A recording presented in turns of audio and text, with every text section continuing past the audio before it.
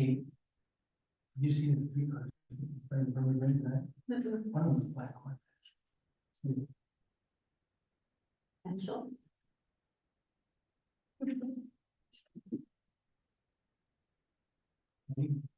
Mhm.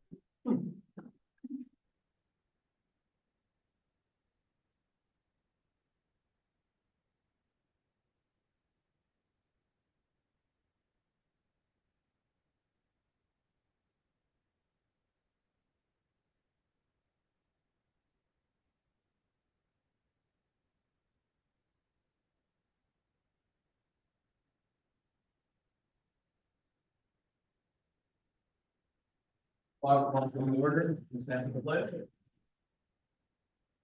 Pledge allegiance to the flag of the United States of America, to the republic which stands one nation under God, indivisible, with liberty and justice.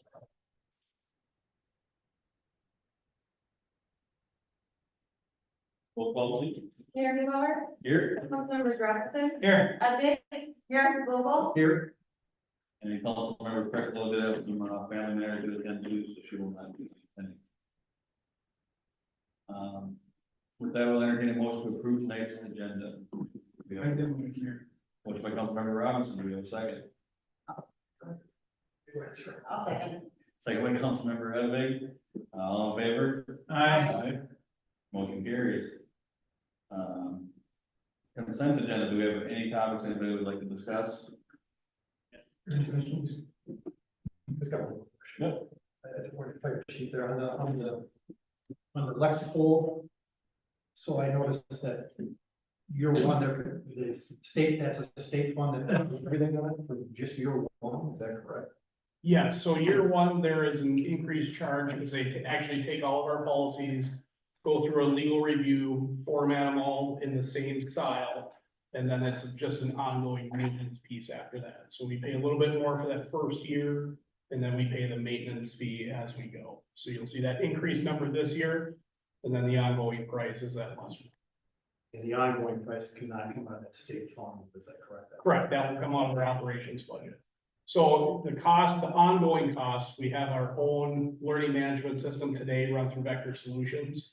So the ongoing cost of Lexipol, not only do the policy piece, but also the training piece is the same price that we currently budget for just our learning management piece today.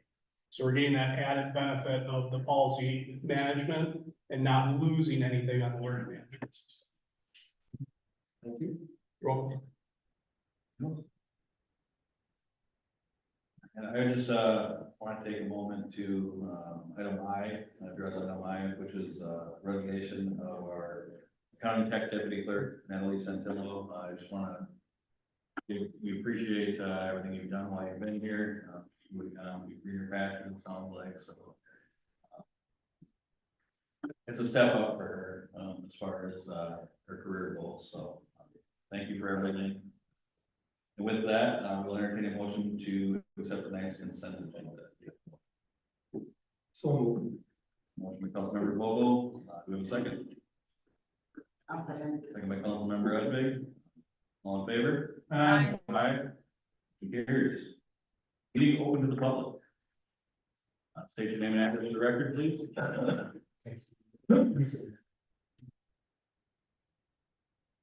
Thank you, Mr. Mayor. Members of the council, my name is Derek Lind, and I'm from Ramsey, Minnesota. I'm here on behalf of ASID, Anoka County Election Integrity Team. Do you guys remember me here last fall, handing out the cards? Yep. Okay.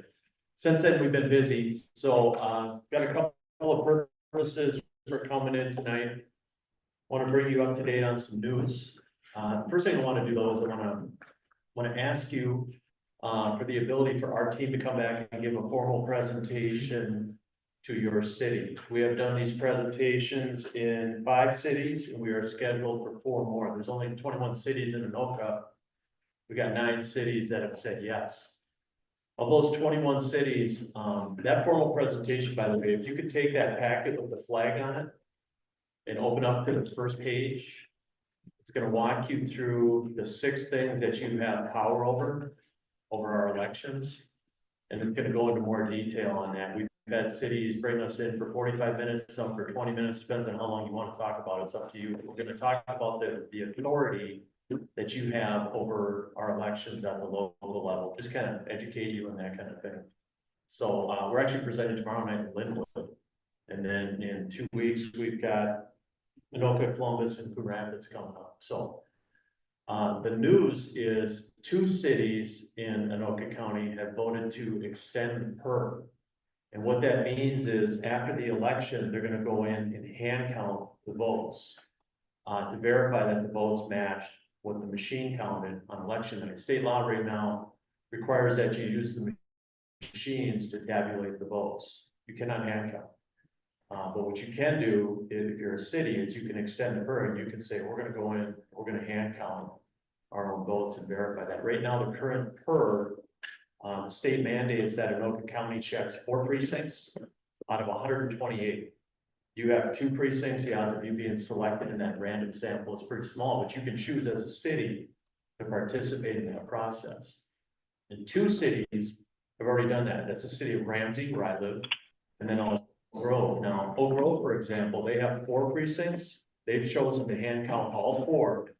And they're going all the way down the ballot. The way that the PERB works today, they only check the top 2 races. So this year it would be the president and the senator's race. But what Oak Grove said is we're gonna check everything all the way down to the city council level. If you could look to, I believe it's page 10 in the packet with the flag on it. It has an estimate for what it would cost your city to do that, if that's something you choose to do. You have 2 precincts. And there should be a page on there that says we have an estimate at $1,156. So I think that's one of the reasons cities are jumping on it. So I'm gonna go back to these 2 cities, by the way. 2 cities have already passed the resolution. Ham Lake, a 3rd city, is passing that resolution tonight. They have 6 precincts, they're gonna check 1 at random. That is in their consent agenda. I was talking with the mayor earlier. That's gonna be done tonight. A 4th city, East Bethel, is telling us they're also gonna do it. So we think we got 4 in the back. And, you know, I can't promise you it's politics that we're gonna get more, but we're hoping to end up with more than 4. And that's out of 21. We're only going to 21 cities, and a lot of these cities we haven't even been to yet. So it seems to be popular. I think a lot of people look at the numbers and say it looks reasonable. If I could read a couple of quotes here real quick. The mayor of Oak Grove, Weston Rolfe, says, "Nobody can confirm that the voting machine counted the ballots correctly on election day. It is important to me as your mayor that your vote counted." Deb Musgrove from the Ramsey City Council said, "We value double checking everything in our society. Why wouldn't we double check the counting of our votes?" And then another mayor said, "We spend millions on our budgets. We can afford $1,000 to hand count our votes." It's not gonna solve all our problems, but it's a start. I think the Rasmussen poll shows that 2/3 of the country has concerns over our election system, and we gotta start somewhere. We gotta try to turn the ship around. Do you guys understand what a PERB is? Was I clear on how that works? Okay. The other thing that I wanna mention is we were in the news. ASIC was in the news. We were interviewed by Liz Collin at Alpha News.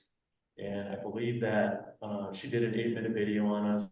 We were in the newspaper, and I think that's been seen by, like, I'm told 120,000 people. I don't know what that means. I don't know much about social media. And I've sent that out to a couple of members here, so maybe you could spread that if anybody else wants to see it. So that being said, so 3 things.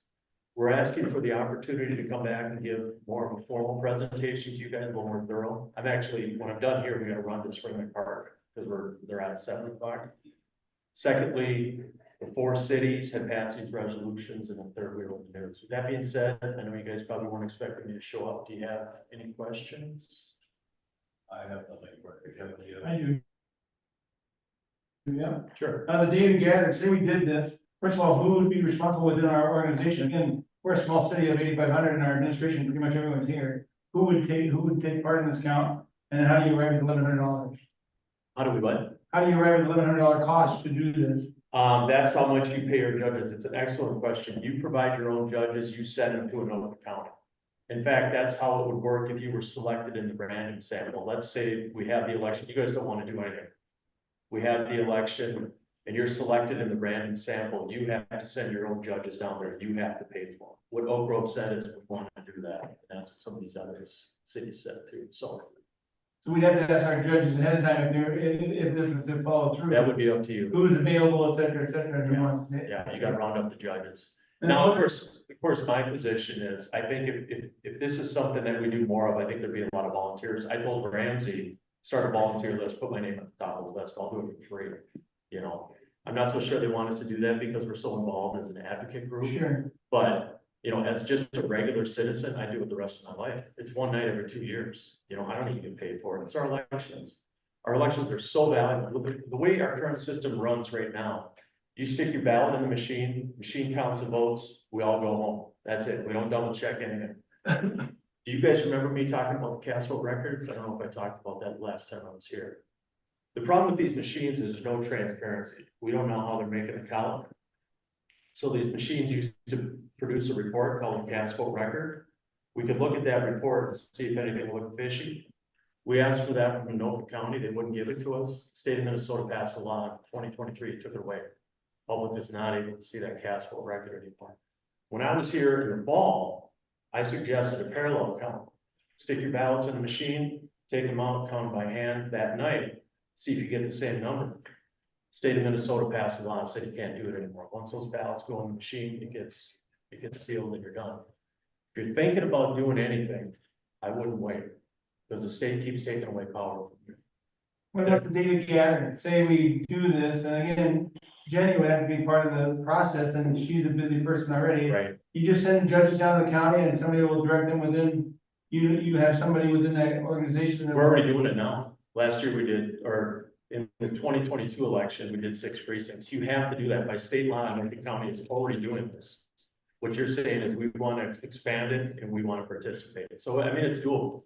And then what's done with the data gathered, and say you find some minor discrepancies here and there. Another Is it excellent what question. satisfaction that we found something, or that the process was taking place? That's another great question. When I was in Centerville, they had the same question. I didn't have a good answer. I got educated on it. I think with the size of your precincts, looks like you're in the 24, you're a little big on the precincts, by the way. You probably need smaller ones.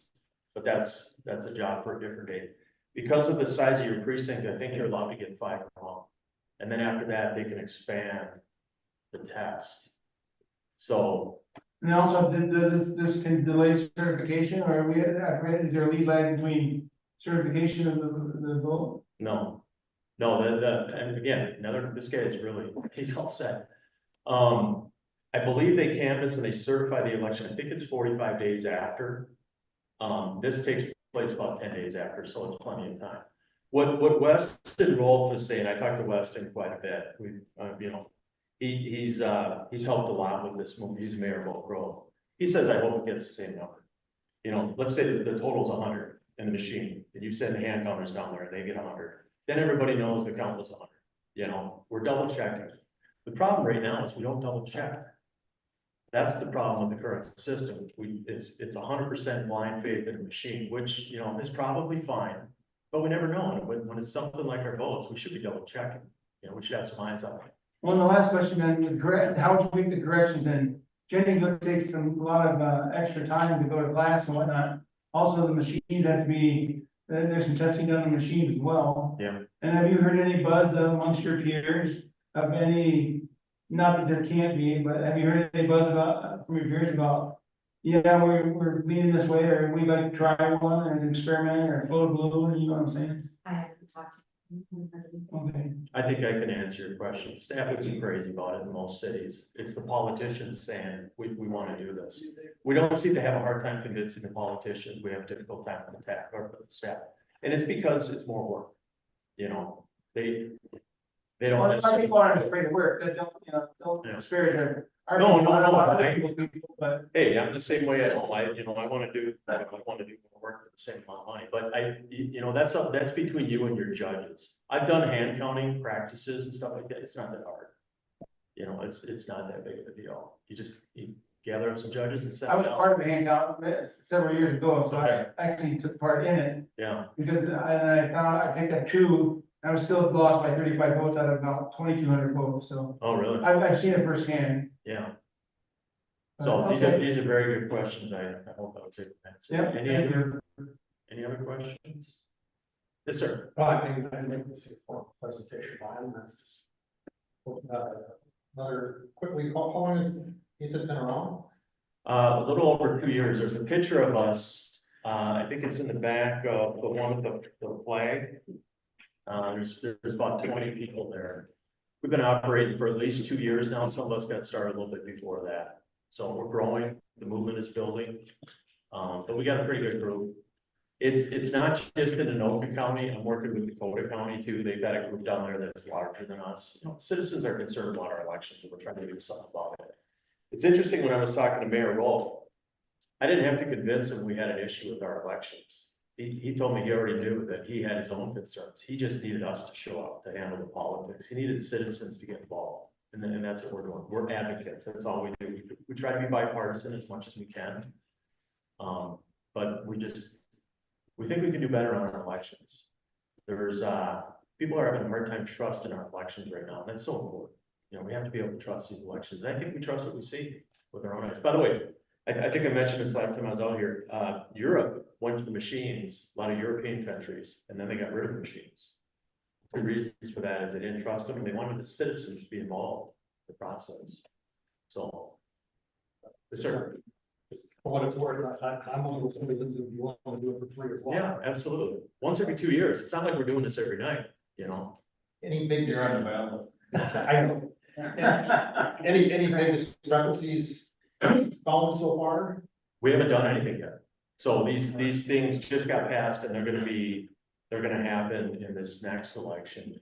There's one other step involved. Let's say you guys wake up tomorrow and you decide you're gonna do this. And you pass a resolution. By the way, there's copies of resolutions in there, so you can just copy what the other cities did. There's one final step, the canvassing board at Anoka County has to approve it. In other words, you guys can pass the thing, say, we're gonna count 2 or 1, whatever you wanna do. And they can say, no, you're not. It's up to them. I don't think they're gonna do that. We work pretty closely with the county. We've been talking to them quite a bit. I think politically it would be hard for them to stop you. They may, but we don't know where we're gonna land on this. I mean, we could get some more cities. Like I said, we got 3, I'm in 4 more cities in the next 3 weeks and they could want to participate in this. So, and this is just one thing. When you think about our election system and things that we need to change, this is just one, but we had to start somewhere. This idea, by the way, came from Western Rome. We went in there and gave a presentation with 6 things, 6 action items that we suggested for him. And he said, that's great, thanks for doing that, but we're gonna start with 1. And we ended up with this post-election review, and it's been really popular. So. I know I've been talking a lot. I appreciate you guys giving me the time. I got a lot of respect for what you do. I've learned a lot about, you know, how much you guys do for the city. So I appreciate what you're doing. Any other questions? There. I will say too, like I happened upon, they're doing the testing. Interesting, to see the process of the testing. The test came out good, and it's not an election night. Yeah. But it was accurate to the election like. I don't think too, I think the staff, the issue you have is I think that there is verification processes and I don't know everything there is about it. Jenny's our expert here when it comes to elections, I would say. But there's verification processes that they do already have to go through where they do feel that there is some of that. I have no issue, spending more time, which I said last time. You know, if nobody else wants to do it, you know, if Mark wants to sit in, I mean, you, myself, and Mark, I'd be happy to sit in there. Yeah. But, you know, I think last time it was Rob here, and I think nobody was really interested in it. But I have no issues watching your presentation, but I think too, there's probably education on both sides that could happen, is my guess, with staff and with yourself, as well as obviously elected officials. I want to be very clear about something. We don't think there's any dishonest actors in Anoka County, either at the county or the city level. These people are just doing their jobs. When it comes to staff, they're worried about getting judges because they have a hard time recruiting judges right now. But this is a different ask. If you're a judge and you're feeding ballots into a machine, I'm not really doing anything. Machine's counting it, I can't see what it's doing. But if I'm hand counting, that's a different deal. That's why I said I'll sign up every single time. Currently, I'm not a judge, but most of my team is. They actually do make you sign or ask you to sign at the end of the night that the totals are correct. And some of our guys are like, how do I know? I got nothing to compare it to. The machine spits out the total and I'm supposed to say, yeah, that's right. I know 100 ballots went in, Right. You know, so we're not attacking staff in any way. I know these guys are working hard. It's about citizens volunteering to be judges, and stuff like that, so. No, I get that too, and I have very little faith in government in general. Doing this for many years has changed some of my perspective, obviously. I think at the local level, it's pretty intimate. Yeah. We're all right here. Yeah. State, federal, I still don't trust, but I'm sure, you know, a lot of that is, it's different too, and you get more things involved, more money involved, and it is what it is. Did you guys see the state pass a law where you don't even need an address now to register? Probably not a big deal out here. Well, yeah, there's a lot of stuff going on that's questionable in my Yeah. opinion. And it's. And we can't go to the state and make these changes, not yet. We hope to get up there eventually, but we have to start locally, so. Again, I appreciate your time. I know I was here more than you expected me to be, but if you have any other questions, Mary, you know how to get hold of me and we can work from there. If you want to do a presentation, just let us know. You know, we'll customize it to whatever you want. Thank you very much for your time. Appreciate it. Have a good evening. Good night, be safe. All right. Seeing nobody else, I doubt we have anybody else. We'll move on to old business. Have a residential subdivision PUD amendment, second reading. Mayor and Council, before you tonight is the second reading of the PUD amendment. This was kind of a housekeeping step to get the east side of the Rum Rivers or the River's Edge development into the PUD that was existing already. With that, it went through the ordinance process. So tonight there is a vote for and looking for approval for the second reading of the ordinance and then also the resolution for the summary publication. With that, I'm happy to answer any questions. Mark? Sure. No. No questions, Mayor.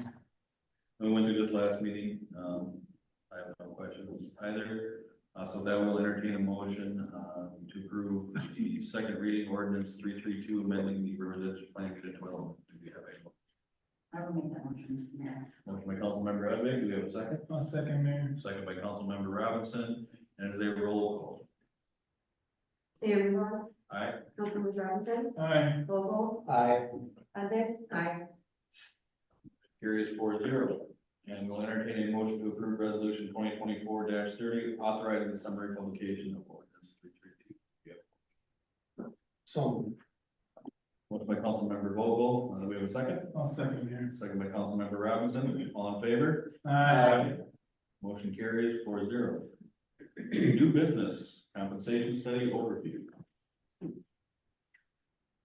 right, Mayor and Council, thank you for adding me to the agenda. I work with ABDO, who you've selected as your consultant to conduct a compensation and classification study in partnership with the city.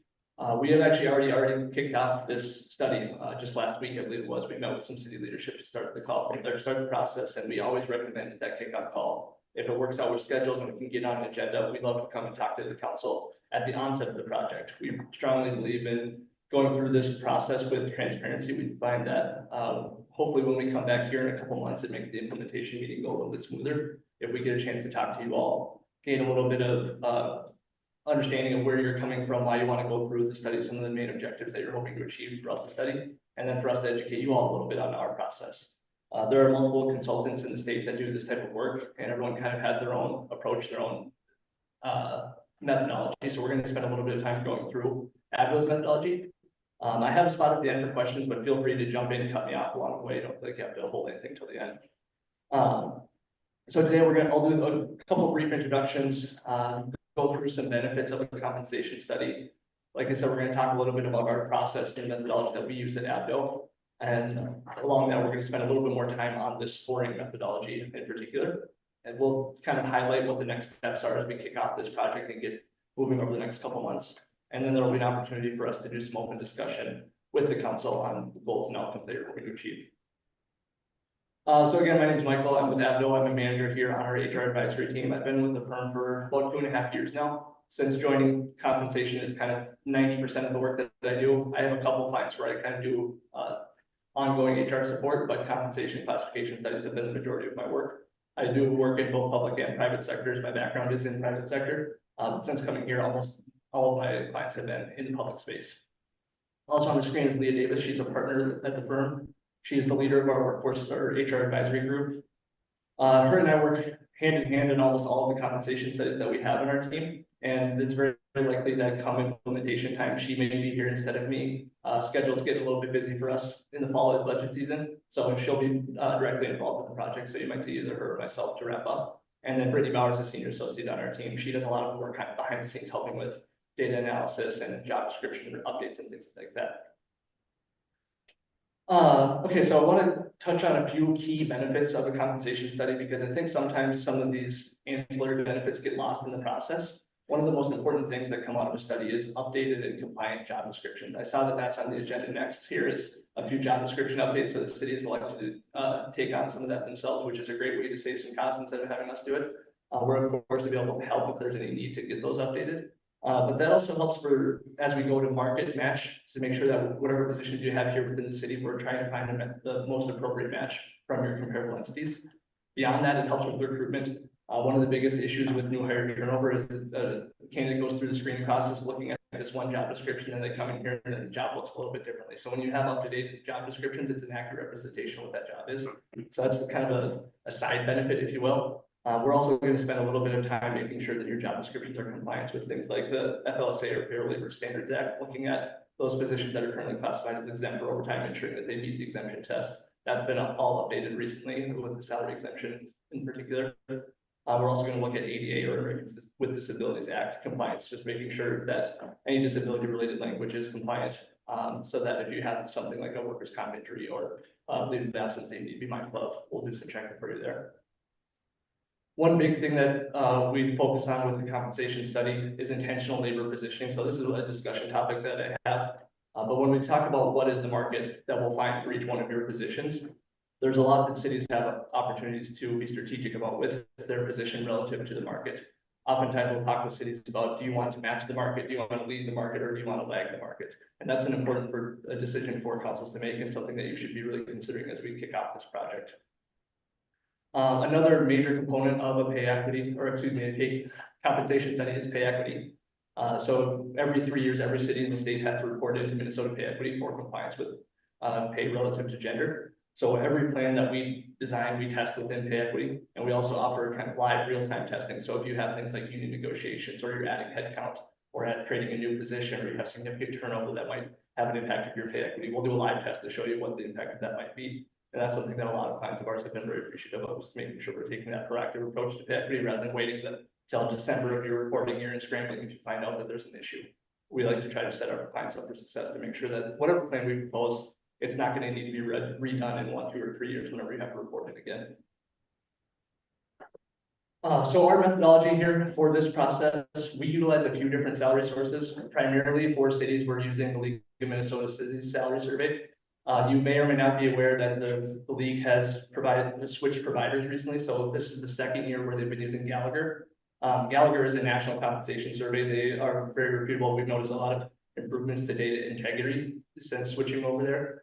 So we have a lot more confidence in the data coming out of that survey. But as you may or may not know, not every city participates in that. So if we identify that there's a comparable city that you want wage data for, but we don't have their information out of League of Minnesota Cities, we send a direct survey out to them and get that information and supplement that data with our ongoing collection of data that we're reaching out with other clients. So if we ask from a different client that identified the same comparable city, we might already have their data available. So we kind of keep a running aggregated list year over year of that. We also use, as needed, the Economic Research Institute, which is actually a private sector database. But we find that there are some positions at cities that do compete with the private sector, and there may be a need to bring in some of that data as well. Think your mechanics, some of your finance positions, where although it's a different industry, you're still competing in that same labor market. So we can bring in some of that private sector data, even if we don't use it to build your comp plan, we can offer that as almost an appendix item on a final report, so you know what you're up against in the private sector. We are matching your positions based on the job descriptions that the city will provide us to similar positions within these salary survey databases. It's very important to note that we don't have a comparison one-to-one of your job description to this other city's job description. That's oftentimes a question that we'll get from councils or cities that we kick off these projects with, of wondering why don't we have their job descriptions. And it's because it's very rare that even if you have the same title, that job description is going to have some variance between the nuances of the city, the nuances of that position, the level of that position. So we do our best to match, but just know that we don't necessarily compare job description to job description for every one of the comparable cities that you have. One thing that we do a little bit differently than some of our competitors is we focus on range minimum and maximum versus starting with the midpoint. A lot of compensation consultants will focus solely on the midpoint of the range and kind of arbitrarily go out, call it 10-15% from there to create your mins and maxes. We try to grab the mins and maxes at the market and use that to design the range because we feel it's a better representation of what the actual pay ranges are for every position within the city. So I'll pause there if there are any questions and let me catch my breath quick. Just real quick, when you go to some of these cities for a survey, and Yeah. I assume that's public data that you're able to get access to, and make a data request like that, or? Yep, and we also, in order to incentivize giving us this in a timely manner, we'll offer a summary view of any survey respondents that come to us. We'll give them a high level recap of the rest of the surveys that we've collected for that city. I have a question. Yeah. Are you exposed to the existing salaries of the employees before you do your study? Is there, in other words, you wouldn't be tainted in any way. I mean, the data comes in and they decipher accordingly, but do you know what, city employees make before you go into the study process? Kind of simultaneously, we'll collect pay information from the city, so we will know what your existing pay structure is. And then what individual employees are being paid within, but we don't necessarily use that to shape a new plan. We use that to give you a sense of where does the city pay structure align with what we're seeing in the market. If there's a misalignment, what is that going to cost to course correct? And then at the employee level, we use that to give you a very detailed cost to implement at the end of the project to say if employee A is underpaid or paid less than what the market value is, what it's going to cost to get that employee paid at market value or to whatever market position the city is shooting for. Does that answer your question? But you're exposed to the salaries of the employees before you do your study. You can see the range and grade, et cetera. Correct, yes. Does that help you in any way, or why would you be exposed ahead of time rather than doing your own synopsis and then say, okay, let's lay it side by side? So I guess from my perspective, there wouldn't be any value of waiting to see the city data, because the data, we're looking to you to tell us where your market position is going to be. So if you tell us we want to match the market, meaning we want to align the minimum pay at the city to the maximum, or excuse me, the minimum pay at the city to the minimum market pay, and likewise on the maximum then we need to know what your pay ranges are in order to just tell you if you're close to that or not. Yeah. Okay. Yeah, good question though. Yep.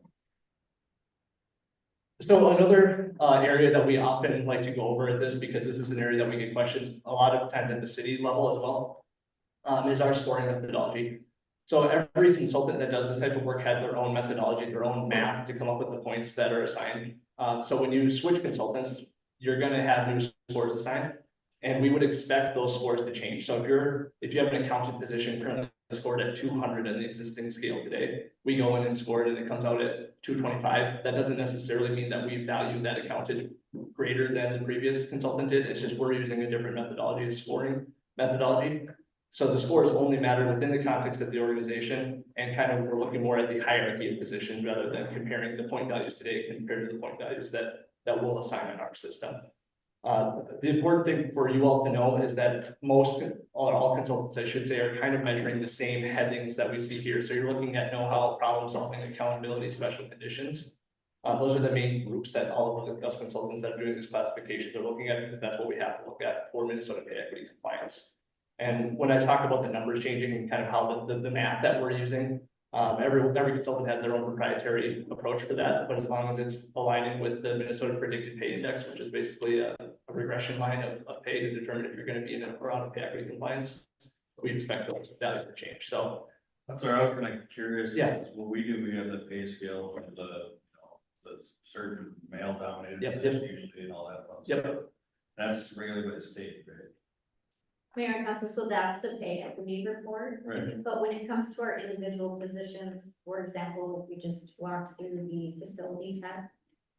I have the old study and I go through very similar titles to basically give that position a score. And then that score is where it aligns on our pay scale. So it is, you kind of piece it all the way over. Yeah. I was just curious how this differs from the state. yeah. So this ties directly into the pay equity report that you'll have to do. So when I mentioned earlier that we'll test this for you. So when we go through and get your job descriptions, we'll go through and score them similar to how Kate just described that. And then once we have those points scored, we have the market data, we understand how you want to align to the market. We design a plan, and then before we come back to present to you what that is, we go and test to make sure it's going to pass with the equity compliance. And that ties into minimum and maximums for position and the points assigned. Okay. So I won't go through this in great detail. This is just kind of a copy of a proposal, and you've seen a version of this in your own proposal that we sent you, but I just kind of like to revisit it at this point to let you all know in the council what to expect next. We're in this orientation and kickoff phase, so we're information gathering right now. We're looking at locking in who your comparable cities are, so we can go and collect market data. The city's working on updating the final job description, so we'll start collecting those. That's these first couple weeks here. Once we move forward, we're gonna move into those classifications, so start scoring positions based on the job descriptions that are coming in, collecting market data. That's when you'll kind of get that first look at how are we stacking up against the market, and a first look into any financial impact that might have. And then we continue on with the compensation analysis, a little bit of deeper dive into by the employee level, what's the impact of a new pay plan going to be versus just the overall kind of market view.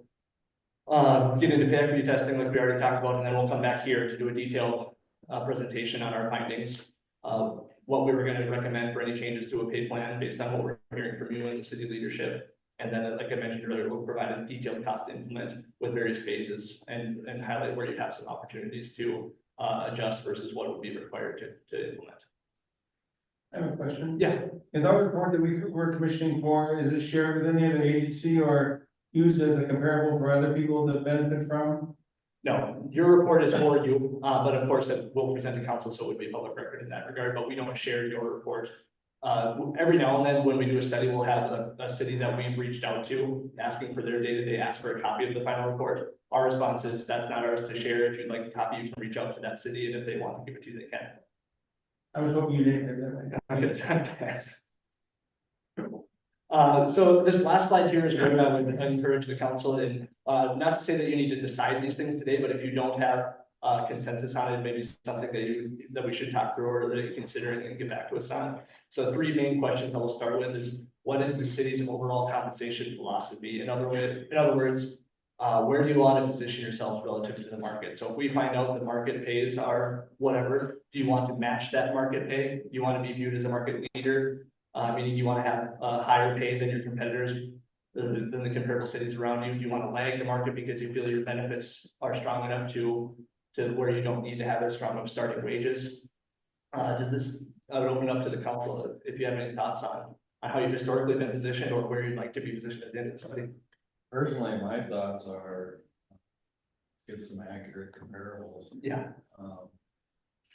That's my biggest concern with everything, because I think, it's when you're dealing with whether it's negotiations or competition as far as the market out there, you want to be comparable like for like.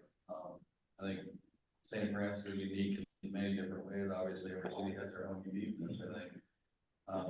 But I think where we're at, we're part of the metro area, but we're not, so to speak. Yeah.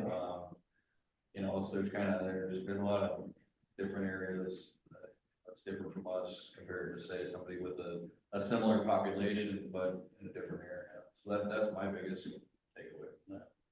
Yeah, I can speak to that a little bit. So where we're at with identifying the comparables today is I sent a preliminary list to the city, and our approach is generally we cast a wide net to begin with, right? We know that you will have unique circumstances, and every city that we work with has something that's unique about them, that you're going to have more insights than we will just from a starting point. So I sent a list of 14 cities between 5 and 12,000 in population. You spoke to the proximity to the metro, we factored that in. So I kind of put a bubble around a 25-mile radius around Minneapolis-St. Paul, excluded anyone within 25 miles. And then outwards of 60 miles from the border of Minneapolis-St. Paul. So we kind of created that little band that we're looking at. We're also looking for similar expenditures and revenue. That's where we start. And then based on the feedback from the kickoff call, we also wanted to look at some neighboring cities that might not have met that criteria. So that came out with an additional 5 cities within the 15-mile radius. And there's an additional 4 that kind of met both criteria that we set. So we have in total 19 to start with, and we anticipate that in partnership with the city, we'll kind of whittle that down. We generally say that the goal is to get 8 to 12 good comparables.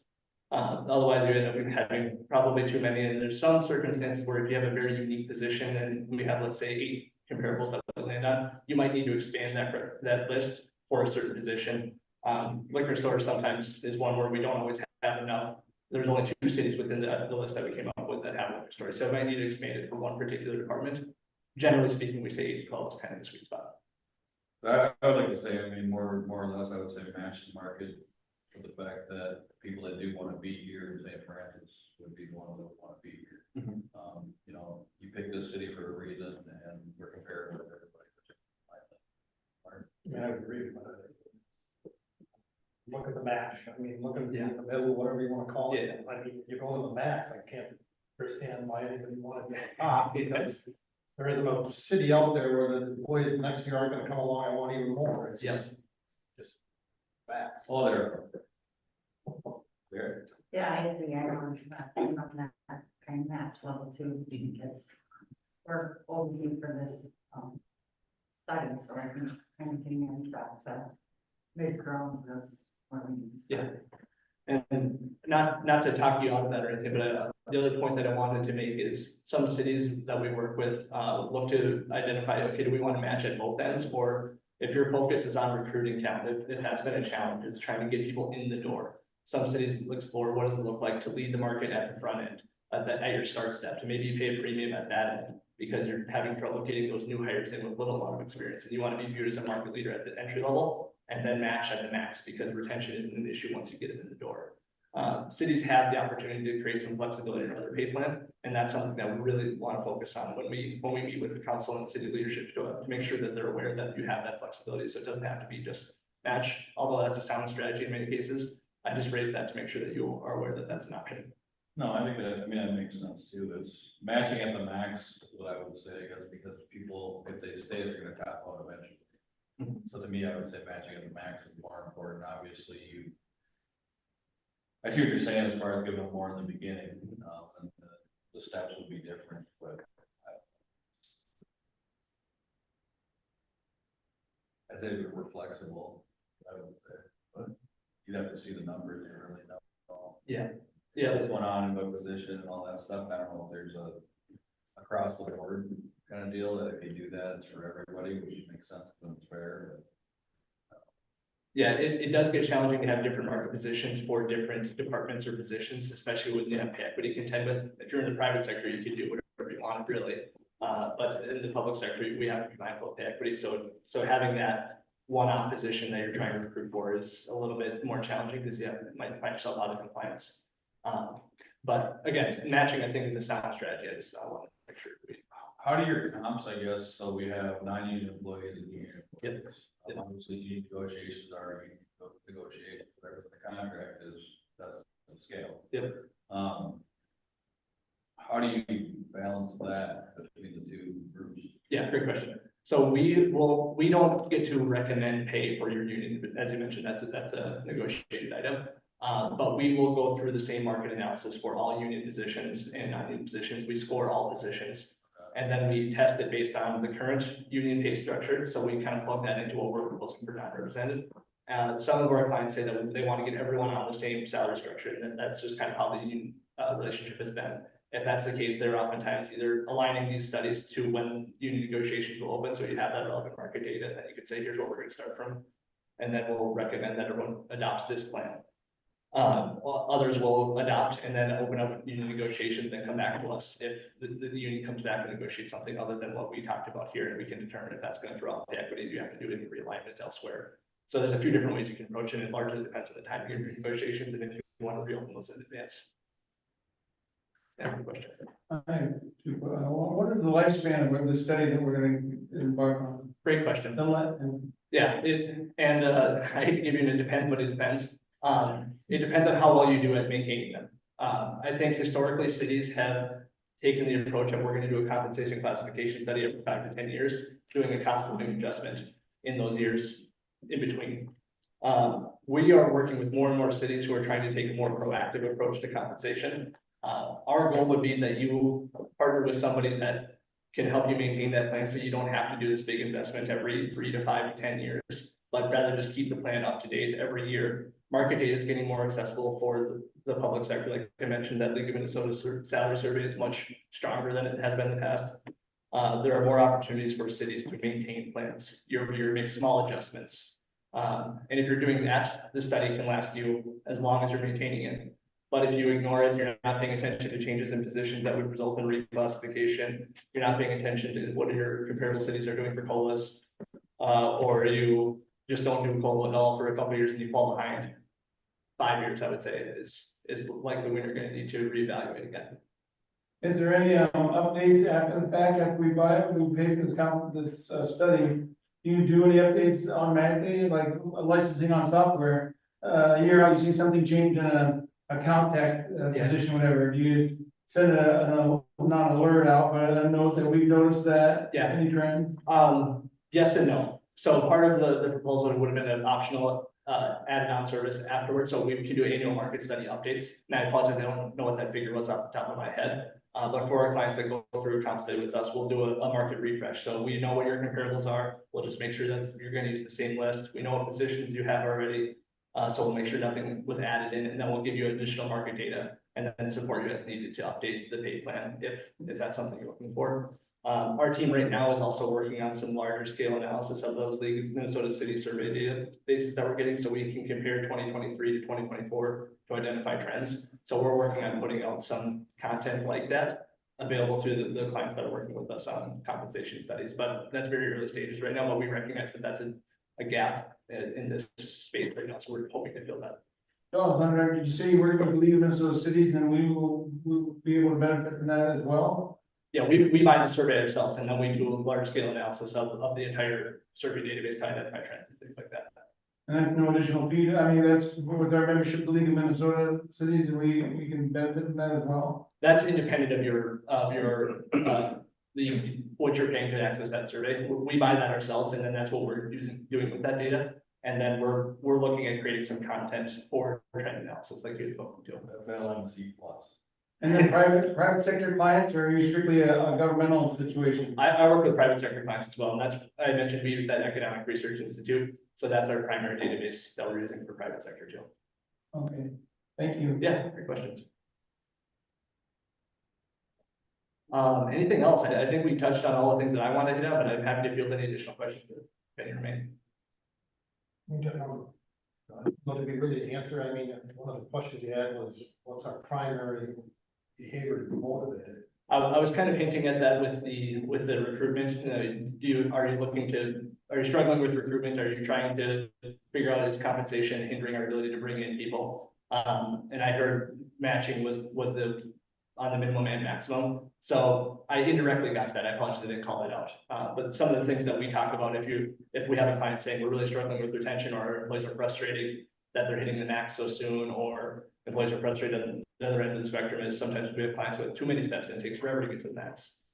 We can design the plan with those things in mind, but I didn't really hear much from the council or when we had our kickoff call with the city. I think one thing that this council, ever since I've been on it, I think we've pretty much been flexible as far as we're open to hear everything. Mhm. And then, the more information we have, we'll make a decision after that. I have one more question, Mayor. With all this information that you gathered, this might be a stretch, but can you tell longevity of the position itself? Can you see turnover in different areas or different job titles per se? Are you privy to that when you do?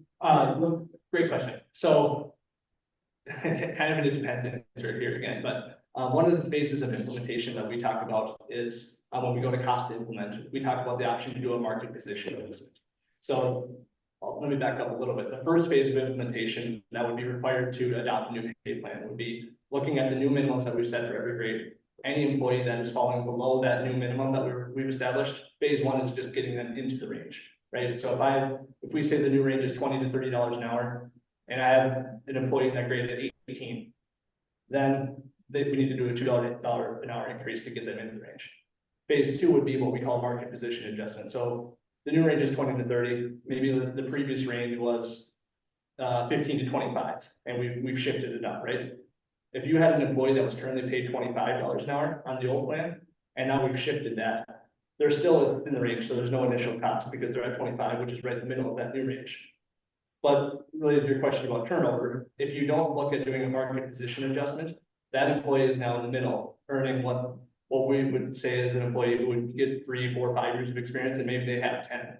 So that creates what we call wage compression, where you have employees with more experience who were at the top of the range because they had that experience, or they're a top performer, whatever it may be. Now they've fallen back within the market position relative to the grades that we've assigned. So when you look at things like turnover, that especially becomes problematic for employees who maybe were towards the middle, and now in the new grade, they're at the beginning, earning what a new hire is going to make with no experience or very little experience. So there's some insights that can be gleaned there as we talk about a market position adjustment to avoid things like wage compression. Okay, and then one last question, benefits, we talk about pay for work, but nobody talks about benefits, what, do you look at that, or what does that factor into what we're talking about here? Yeah, and Jenny, help me out with that, because I know we talked about this a little bit. Benefits, like, so if we look at health insurance, for example, it's very difficult to compare at this level, a plan-to-plan comparison at benefits for health insurance. Because there are a lot of variables such as what is your deductible, what is your out-of-pocket maximum, what is your HSA contribution, and all those things are going to vary at each individual city that we're looking at. So with wage, it's very clear, this is the wage, this is the wage, this is the wage, and we can compare that. But what is the value of a higher deductible compared to a lower out-of-pocket maximum, or to a greater contribution to your HSA? So we can go and collect some of that data for you, but it is much more challenging to make a tangible recommendation on something like health insurance. Benefits that we can look at more easily are things that are a little bit more black and white, such as time off. So if we want to look at how does your PTO plan compare to the comparable entities within here? Are you offering longevity pay? How are you awarding pay? Is it longevity, meaning every year you get that just for a year of service, or is it linked to performance? Things like that we can survey on, because that gives you a little bit more tangible feedback. For general health insurance costs, there are brokers that have access to better information than we would be able to collect from independent studies. All right, thank you. Yeah, great questions. All right, if there's nothing else, I just want to thank the mayor and the council again for your time. We really enjoy getting to have these conversations at the start of the project. Hopefully, you'll find that when we come back here in a couple months, you'll feel a little bit more equipped to hear our recommendations after this. And if you do have further questions along the way, I'm sure that you could relay them to the city leadership team that we're working on, and we'd be happy to address them or come back for an additional work session if that is needed. Thank you. All right, thank you. Have a good night. Item B, job description updates. Mayor and council, before you tonight are 3 job descriptions, 2 of which are a housekeeping step to clean up existing language. And then the third one is also a housekeeping step to clean it up to existing language, but then also use that position to replace the position of deputy clerk. So what staff has been doing is working with 3 hourly positions that are at City Hall and really looking at what the job descriptions are versus what their duties are. So what we have found was that both the community development specialist and the existing office assistant had just kind of evolved differently than the way it was written. So those 2 positions are truly just to clean up in a housekeeping step for purposes such as the comp study and the day-to-day activities of those positions. With the deputy clerk accounting tech leaving, what we did internally is we looked at where is our greatest need within City Hall. And what we did, instead of updating her position and or replacing her position, is digging out of the pile this accounting clerk. This is an old position. So what is attached is an update to the language of the accounting clerk. And then we would hire the accounting clerk instead of the deputy clerk, which brings the savings in salaries to the cities. It also takes a person from kind of behind the counter and brings them directly to the counter for more of that interaction at that direct level. We would have 2 office assistants at that point. One is an office assistant with their primary focus being with permits and zoning and community development, while the second office assistant would be the office assistant duties would align, but the second one then would be having more of an accounting clerk to fulfill the duties in which we're losing with Natalie, with payroll, the transactions at the door where people are paying stormwater, paying for permits, and paying for various pieces there. So it is a step back with a position, which is tough, but we think that just internally right now, a higher need is made at that front level with our residents. So bringing that position back to the front. So what we're looking at is 3 positions of housekeeping, and then the approval to hire for the office assistant accounting clerk to replace the deputy clerk tech that is leaving. And with that, I'm happy to answer any questions. No, I haven't, I talked to you earlier today and I need to slow down and read a little more closer, but I'm glad that there you recognize some savings, that's awesome. And again, we've got a good team there, and again, when the gentleman left earlier saying, you know, people do what they can do and want to go home, that's bullshit. I don't agree with that at all, I mean, you guys work hard, and I appreciate that. Time I've been here, I've seen it firsthand, so, that's all I have. Eric? I didn't have any questions on it. I like that, but there's some cost savings, and we can save a little bit of money where we can. And, I think it looks, it'll work out well.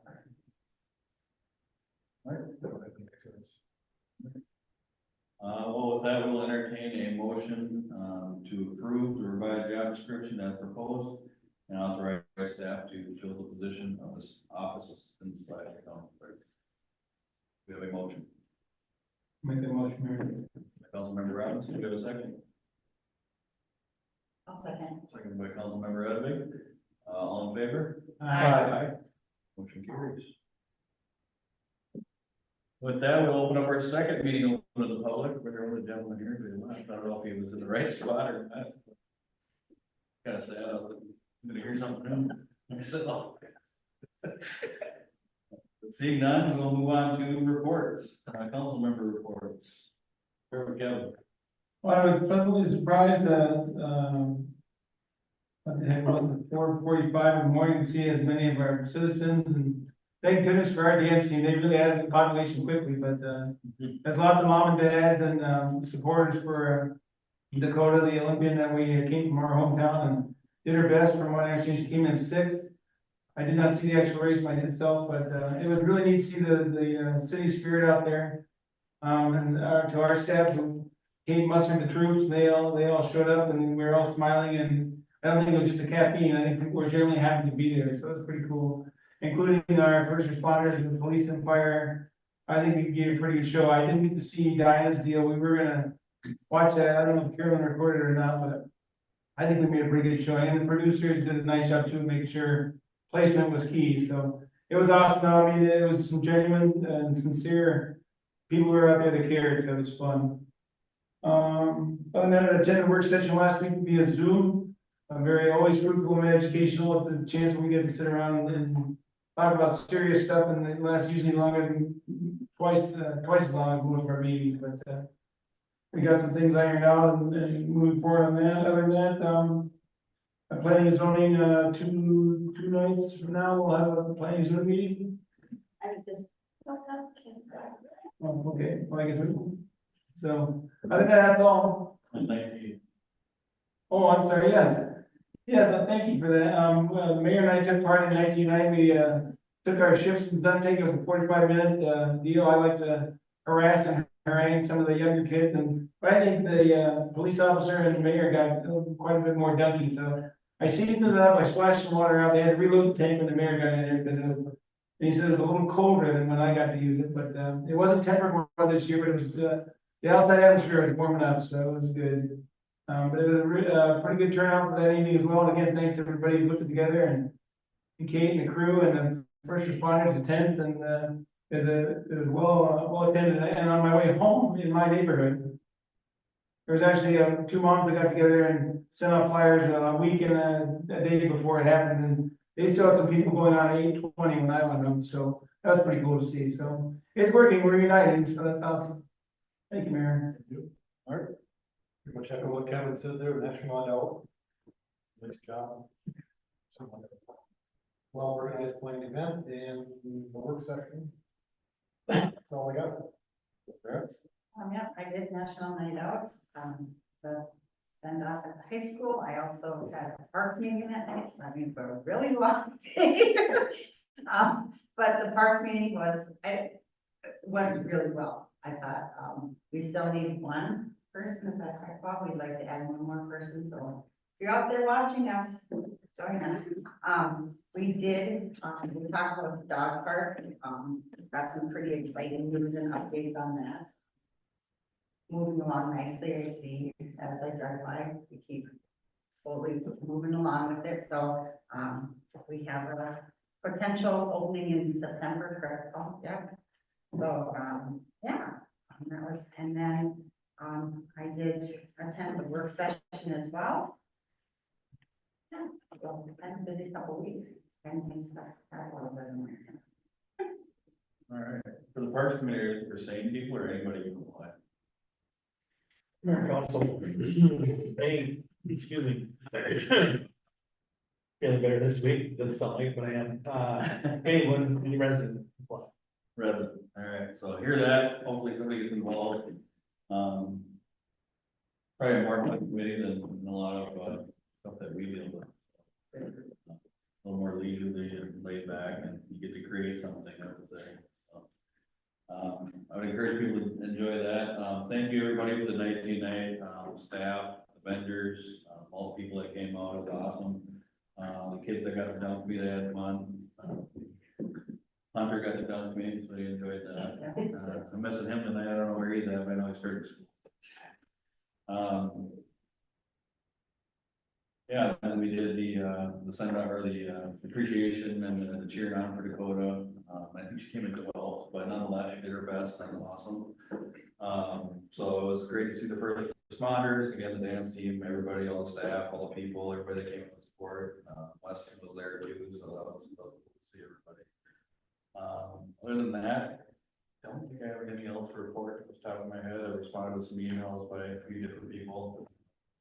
Talked to staff about a number of things. We're working on the budget. It's not pretty. Just to be transparent about that.